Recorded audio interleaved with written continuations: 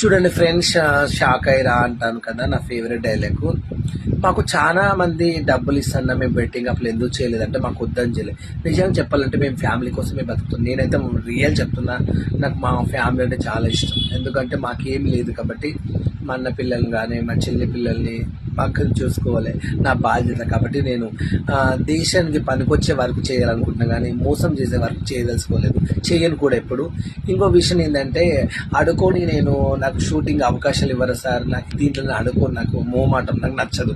First of all నాకు ఎవరైనా offer ఇస్తే వెళ్ళి చేస్తాను, ఎవరైనా పెళ్ళికి పిలిస్తే వెళ్తాను, ఎవరైనా దావత్ పిలిస్తే వెళ్తాను, నాకు ఇంత ఇవ్వండి అని వెళ్తాను. అంతేగాని ఫ్రీగా అయితే వెళ్ళలేను. ఇంకొక విషయం, షూటింగ్లో చాలా మంది ఆడుకోవచ్చు కదట. ఎందుకు ఆడుకోవాలండి? అవకాశం ఉంటే వాళ్ళు ఇస్తారు. అక్కడికి వెళ్తే కొంతమంది అవమానాలు చీప్గా చూడడం కూడా జరుగుతుంది. ఎందుకంటే మీ మనుషులం కాదా? మాకు ప్రేమలు ఉంటాయా?